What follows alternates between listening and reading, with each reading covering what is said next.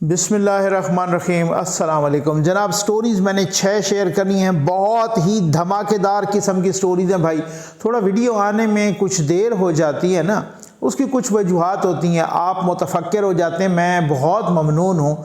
लेकिन कुछ जाते हैं, कुछ न्यूज़ जो है ना जाके ख़ुद कलेक्ट करनी पड़ती हैं। आजकल तो आपको पता है फ़ोन पे, व्हाट्सएप पे ऐसी न्यूज़ को तो बड़ी एक्सक्लूसिव किस्म की स्टोरीज़ जो है ना कोई थोड़ी बहुत कलेक्ट करनी पड़ती हैं, कहीं पर जाके बनफ़ से नफीस कुछ मुलाकातें करनी होती हैं। इस वजह से इंशाअल्लाह आपके साथ इसी तरह से वो फिर शेयर करते रहेंगे ना, ये आपका राइट है और बड़े मज़े की स्टोरीज़ आपको बताते रहेंगे। जस्टिस मुज़ाहिर अली अकबर नकवी और जस्टिस इजाज़ुल एहसन के बारे में हुकूमत का बड़ा फ़ैसला, ठीक है, इस पे बात करनी है। आज खुद नोटिस लिया है चीफ़ जस्टिस ऑफ पाकिस्तान जनाब जस्टिस उमर अता बंदियाल साहब ने, और आज खुद नोटिस लिया है पंजाब और खैबर पख्तूनख्वा में इलेक्शन कराने पर। इस पे तफसील से बात करेंगे। 2 बड़ी गिरफ्तारियों की तैयारी मुकम्मल है, फ़ैसला हो चुका है इस पर भी। ये जेल भरो तहरीक शुरू होते ही फ्लॉप हो गई, इस पर भी बड़ी मज़े की चीज़ आपको सुनानी भी है, और कौन कौन आज जेल गया है, ठीक है ना, ये भी बताना है। वज़ीर आज़म और उसकी काबीना ने एक बड़ा फ़ैसला किया है। चेयरमैन नैब के लिए कुछ नाम सामने आ रहे हैं कि नए चेयरमैन नैब, पुराना तो आपको पता है आफ्ताब सुल्तान साहब इस्तीफ़ा दे गया, अब कुछ नए नाम सामने आ रहे हैं इस तरीके से। अच्छा, मैं सबसे पहले ना ये जो जेल भरो तहरीक है ना, इस पे आप बात करो। अब आज कहा गया कि जनाब ये जेल भरो तहरीक है, और ख़ान साहब ने कहा कि भाई ये जेल भरो तहरीक थोड़ी है, ये तो है जिहाद। आज जिहाद यूथियों ने शुरू करना था लाहौर से शुरू हो गया जी। हम 500 गिरफ्तारियां देंगे, 500 गिरफ्तारियों के बाद फिर वो 500 तो नहीं हो सकी, फिर उसके बाद बताया गया कि जनाब हम 200 गिरफ्तारी देंगे, वो 200 भी नहीं हो सकी। अब उसके बाद ज़रा हालत ये थी, मैं बताता हूँ आपको। ये पुलिस वाला ऐलान कर रहा है कि जो यूथिया आना चाहता है, ये सामने प्रिजनर वैन खड़ी है। वो कह रहे थे हम तो प्रिजनर वैन लाए थे कि शायद ये कम पड़ जाएंगी, लेकिन वो ये ऐलान पहले आप सुन लें, मैं आपको बड़ी मज़े की बातें बताता हूँ। ये नहीं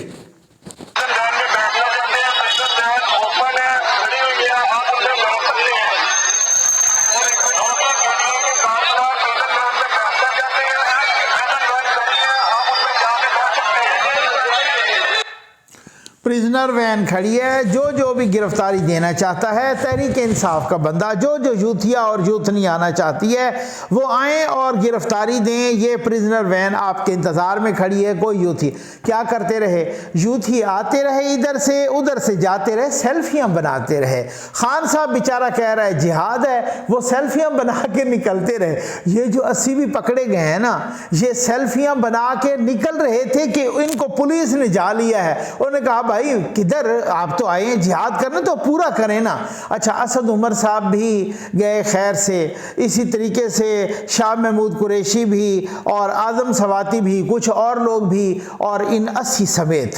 अब ये बताया जा रहा है कि खुद पंजाब हुकूमत बता रही है कि भाई अब इन 80 को ना कोई 3 MPO 16 MPO maintenance of public order होता है ना, वो डिप्टी कमिश्नर कर सकता है। तो 3 MPO 16 MPO के तहत 2-3 महीने के लिए तो ये गए अंदर। क्यों? इन्होंने तोड़ फोड़ की है, इन्होंने दफ़ा 144 की खिलाफ वर्जी की है, इन्होंने पुलिस पे हमला किया है, वगैरह वगैरह। अब जो यूथी है और यूथनियाँ सेल्फी बना के कुछ तो निकल गए हैं, सियाने थे ना, वो इधर से आए प्रिजनर वैन में सेल्फी बना के यूथिया निकल गए, और बाकियों को उन्होंने पकड़ लिया, जकड़ लिया। उन्होंने कहा सब्र करो भाई इधर ही। अब वो इनका ख्याल है कि कोट लखपत जेल, वो पंजाब हुकूमत कह रही है, अभी भी आमिर मीर साहब का वो वज़ीर इत्तलात है निगरान हुकूमत के, तो वो कह रहे थे भाई इनका ख्याल था कि ये चाय पानी पिलाएंगे, ज़रा बिस्किट सिस्किट खिलाएंगे, ज़रा DPO ऑफिस में ले जाएंगे, वहाँ से छोड़ देंगे। अब इनको हम ज़रा 2-3 महीने रखेंगे अंदर। अब वो कह रहे हैं कि हमारे पास तो कोट लखपत जेल में हो सकते इतनी जगह ना हो, तो यहाँ पर भी पंजाब में मियाँ वाली, इधर उधर जिधर भी भी जगह होगी हम इनको वहाँ रखेंगे। अब आया ना मज़ा भाई। यूथिए शहबाज गिल से ज़्यादा किसी ने इमरान खान के लिए दूसरों को गालियाँ दी होंगी, कोई दूसरों के लिए उनके लिए कोई लड़ाई की होगी, उसका हशर देखो खान साहब ने कैसे टिशू की तरह इस्तेमाल करके उसको फेंक दिया है ना। यही होता है, यही तरीक़ाकार होता है, यही सूरत हाल होती है। अब उसके बाद क्या हुआ जनाब, अब उन्होंने कहा अब 2-3 महीने के लिए गए अंदर, अब अभी से इन्होंने रोना शुरू कर दिया है। मैं वो देख रहा था कि उनके वो इम्तियाज़ भट्टी हैं, क्या नाम है उनका, वो कह रहे थे कि जनाब हमारा तो जो है ना इम्तियाज़ शेख साहब कि अभी वो खाना उनको नहीं देने के जा रहे, अभी जो है ना दवाइयाँ नहीं इजाज़त अंदर जाने की, हमें तो कोई नहीं। इन्होंने अभी से रोना धोना शुरू कर दिया है। ज़रा रुको, मैं आपको कह रहा हूँ, मैं हमेशा ही अपने यूथियों को, मज़लूम यूथियों को सही सही मशवरा देता हूँ, इनके कहने पर ना आए, क्योंकि एक दफ़ा जो जेल चला गया 2-3 महीने के लिए वो अंदर ही होगा, बाहर नहीं आएगा। ऐसा नहीं है सेल्फियाँ बना के इधर से उधर निकल जाओ और वहाँ पर आपको पता है जिस तरह का खाना होता है, जो यूथी तो वैसे ही बर्गर टाइप फैमिली है उनका, तो वैसे ही फिर आपको पता है अच्छी तरह से, और उनको मियाँ वाली जेल, उधर बड़ी खतरनाक जेलें भी हैं, तो वहाँ भेजा जाएगा। आ जाए भाई, ये जस्टिस मज़ाहिर अली नकवी और जस्टिस इजाज़ुल एहसन के बारे में तो मैं बताता हूँ कि हुकूमत ने क्या फ़ैसला किया। मैं आज आपको बड़ी काम की बातें, बहुत एक्सक्लूसिव बातें मैं कहीं से निकलवा के आया हूँ, ये मैं आपको बताऊँगा। हमारे 2 घर रहते हैं भाई, और आटे के थैले बराबर हो गए अल्हम्दुलिल्लाह, और तकरीबन कोई 88 मशीनें रहती हैं, कोई 12 मशीनों के पैसे आ गए हैं, सिलाई मशीनों के, ये नंबर डिस्प्ले हो रहा है। साथ साथ दुखी इंसानियत की खिदमत ज़फ़र नकवी वेलफेयर फाउंडेशन के तहत आपके तामुन और अल्लाह के करम से भी जारी है। ये खबरें आप तक पहुँचती रहेंगी इंशाअल्लाह, ऐसी एक्सक्लूसिव।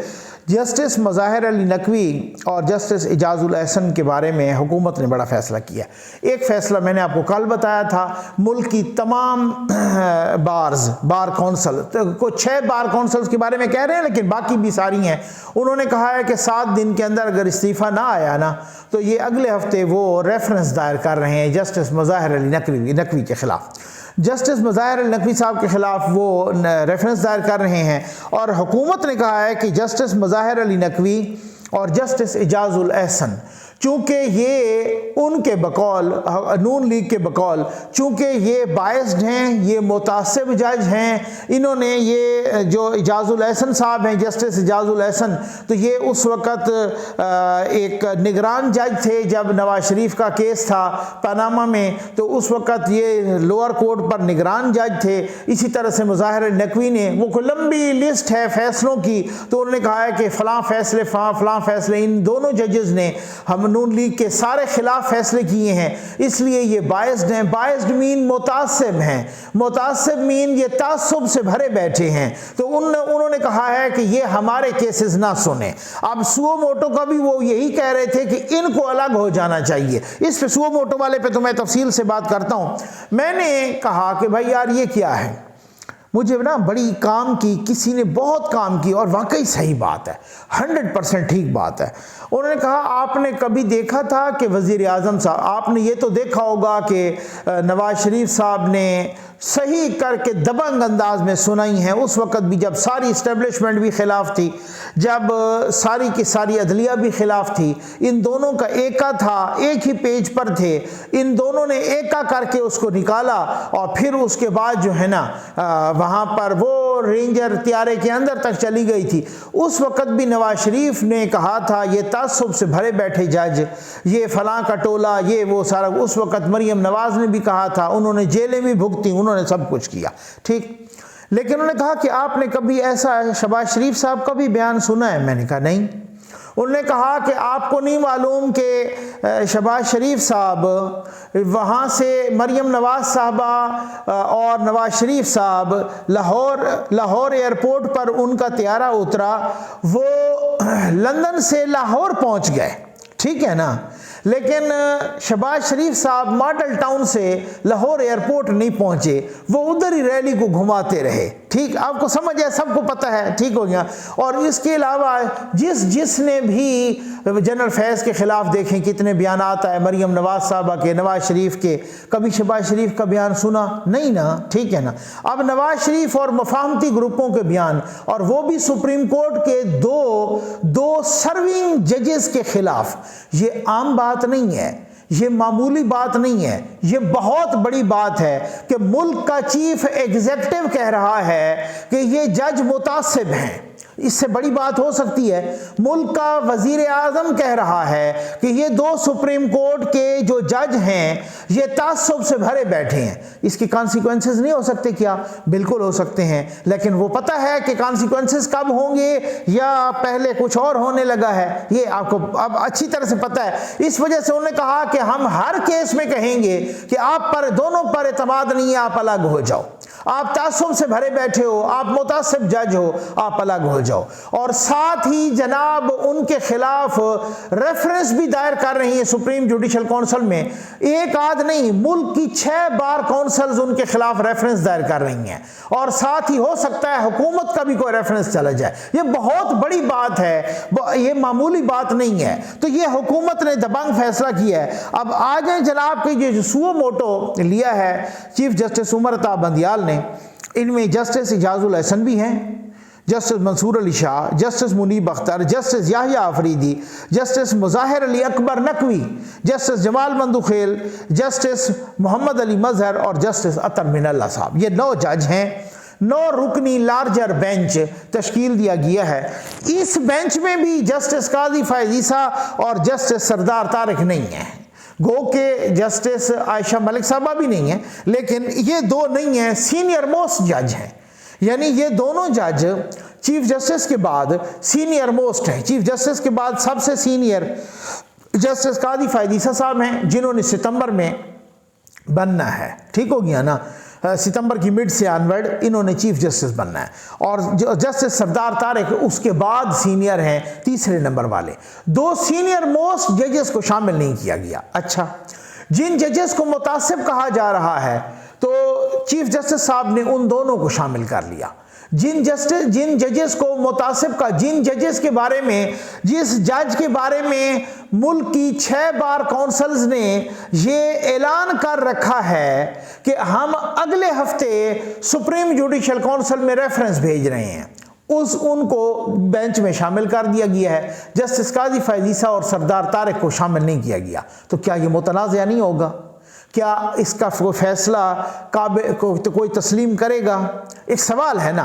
अब ये आज खुद नोटिस लिया है कि पंजाब में और खैबर पख्तूनख्वा में इलेक्शन की तारीख देना किसका काम है? ये हम ये बताएं, ठीक हो गया ना। अब इलेक्शन की तारीख का हुक्म दिया जाता है या नहीं, ये एक और बात है, कल इसकी समाअत है। लेकिन इससे एक बात बहुत वाज़ेह हो गई है कि अब जुडिशरी वर्सेस एग्जीक्यूटिव, जुडिशरी मैं खुल के बोलता होता हूँ, मैं खुद सादा सी बात समझने के आपका आदी हूँ, और इसी तरह से जो मेरे व्यूअर्स हैं उनको भी सादा अंदाज में समझाता हूँ। जो जुडिशरी वर्सेस कंट्रोल टावर खुल के सामने है, खुल के जुडिशरी वर्सेस एग्जीक्यूटिव, ठीक है ना। लेकिन कुछ मेरे दोस्त कहेंगे कि आप सर जुडिशरी ना कहें, जुडिशरी वर्सेस हम ख्याल जजेस, जुडिशरी वर्सेस हम ख्याल जजेस, ये एक बात।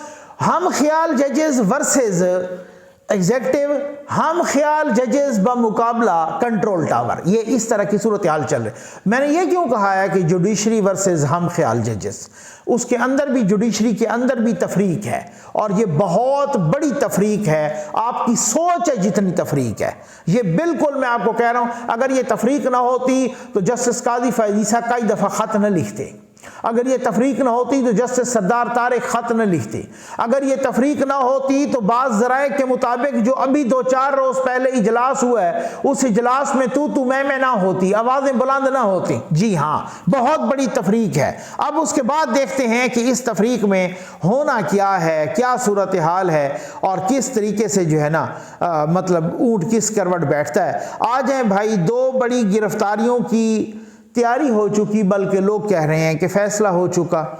इससे पहले इमरान खान और पिंकी पीरनी को जनाब एक नोटिस आया है तलबी का 9 मार्च का, ठीक हो गया ना, तलबी का नोटिस आया है 9 मार्च का। और जो जिनको बाकियों को कुछ को नोटिस आया है, कुछ तो पकड़े गए हैं इस एमपीओ के तहत गिरफ्तारी में। अब उनका क्या होगा, क्या वहाँ से उनको जेल से लाया जाएगा, ये बात की बात है। अब ये देखेंगे कि उनको जेल से लाया जाता है या क्या सूरत हाल होती है, ठीक है ना। लेकिन अब बताया जा रहा है कि इमरान खान और बुशरा बीबी यानी पिंकी पीरनी की गिरफ्तारी का पक्का फैसला हो चुका है। अच्छा, मैं आपको एक बात बताऊं, ये फुड़फड़ाहट क्यों है? कभी आपने सोचा ये तज़ब्ज़ब, ये इंतशार, ये कांपना, ये चीखना, ये चिल्लाना, ये दीवारों को टक्करें मारना, ये क्यों है? उसकी वजह यह है कि उनको पता है भाई सितंबर तक मामला चला गया तो हमारा यूथिया प्रेसिडेंट भी चला जाएगा और मुबैना तौर पे यूथिया और इमरान जजेस वो भी चले जाएंगे बहुत सारे, ठीक हो गया। अब मामला ये है कि बहुत सारी गड़बड़ हो जाएगी और अगर ये जस्टिस काजी फजीसा आ गया तो फिर हमारी दाल नहीं गलेगी और बहुत कुछ और भी जाने वाला है। तो ये असल में मसला ये है, तड़पना, ये टकरे मारना, रोना बिलकना, ये सिर्फ और सिर्फ इस वजह से है कि खान साहब जेल भरो तहरीक भी इस वजह से कर रहे हैं कि कहीं मेरी गिरफ्तारी ना हो। लेकिन अब वो गिरफ्तारी नहीं बचनी नहीं है, अब वो गिरफ्तारी टलनी नहीं है। पिंकी पीरनी का भी अंदर भेजने का प्रोग्राम हो गया है और खान साहब को भी अंदर भेजने का प्रोग्राम, ये कब होता है? ये बहुत जल्द होना है। अब ये आप देख लीजिएगा। और नाअहली भी नविश्ते दीवार है, ये बिल्कुल जिस तरह से बिल्कुल पत्थर पे लकीर है। ऐसे तो नहीं उछल कूद शुरू हो गई, ऐसे तो नहीं ये रोना पीटना, दीवारों के साथ टकरे मारना, ऐसे तो अचानक ही भूचाल क्यों आ गया है? उसकी वजह यही है, इन 2 बड़ी गिरफ्तारियों का जल्द ही फैसला हो चुका है और ये गिरफ्तारियां होंगी। अब ये आप याद रखिएगा, मेरे लफ्ज नोट कर लीजिएगा। वज़ीर आज़म और काबीना ने आज फिर बड़ा फैसला किया है कि वज़ीर आज़म साहब और काबीना के तमाम अरकान जितने भी हैं सब ने कहा है ना हम तनख्वाह लेंगे ना हम बरात लेंगे, ठीक हो गया ना। वज़ीर आज़म साहब ने अलबत्ता महंगाई के बारे में भी कहा है कि IMF से जो हमारा प्रोग्राम है तो उसके बारे में मज़ीद भी महंगाई आएगी। बहुत अच्छी बात है, उन्होंने साथ मुल्क का अपना कौम का साथ निभाने का एक अज़म किया है और एक जो है ना आज़म के साथ साथ फैसला भी किया है। तो वो कह रहे हैं कि जनाब बरात नहीं लेंगे। इसी तरीके से बाकी भी ओवरऑल जो पेट्रोल मिल रहा है ना ब्यूरोक्रेसी को, उसको ख़त्म किया जाए। जो अरबों रुपए का पेट्रोल हम मुफ्त में बांट रहे हैं ना, उसको ख़त्म किया जाए। जो इसी तरीके से बिजली मुफ्त में बांट रहे हैं ना, उसको भी ख़त्म किया जाए। जो 10-10 नौकर एक एक घर में है ना, उसको भी कहीं और लगाया जाए। जो इसी तरीके से बहुत कुछ जो मराहत मिल रही है ना इस तरह की, उसको भी इसी तरीके से वो जो एक एक जाते हैं जनाब और हम फलां गेस्ट हाउस में जा रहे हैं और आगे उनके खाने पक रहे हैं, इन चीज़ों को भी ख़त्म किया जाए। जो गोल्फ क्लब हैं उनको भी ख़त्म करके बेच के मुल्क का कर्जा उतारा जाए। सिर्फ ये काबीना के तनख्वाह लेने से काम नहीं चलेगा। नो डाउट कि ये सिंबॉलिक बहुत बड़ी अच्छी बात है, लेकिन ये इसके ओवरऑल इसका प्रैक्टिकल अमली इक़दाम करने पड़ेंगे। आ जाए जनाब कि नए चेयरमैन नैब के लिए कोई 2 नाम सामने आए हैं। कल मैंने आपको एक इशारा दिया था और वो इशारा ये था कि किसी ने बताया तो फिर मना कर दिया। आज चूंकि न्यूज़ में आ गया है इस वजह से मैं बता रहा हूँ, ठीक हो गया ना। मेरी कल की वीडियो निकालें, उसमें मैंने कहा था पता नहीं क्या पता कोई इलाही बंदोबस्त हो जाए। अब आपको समझ आ गई है। एक का नाम सामने आ रहा है जनाब इरफान इलाही साहब हैं, ये भी साबिक ब्यूरोक्रेट हैं, वफाकी सेक्रेटरी भी रहे हैं। और दूसरे आज़म सुलेमान साहब हैं, इनका भी है। अब जिसने भी बनना है मुझे नहीं पता, लेकिन कह रहे हैं इलाही साहब, इरफान इलाही साहब, इनके चांसेस कोई ज़्यादा बन रहे हैं, ठीक हो गया ना। अब देखें कि क्या होता है और क्या नहीं होता। ये तो वही होगा जो मंजूर खुदा होगा। उम्मीद है आपको वीडियो पसंद आई होगी। आपका बहुत बहुत शुक्रिया।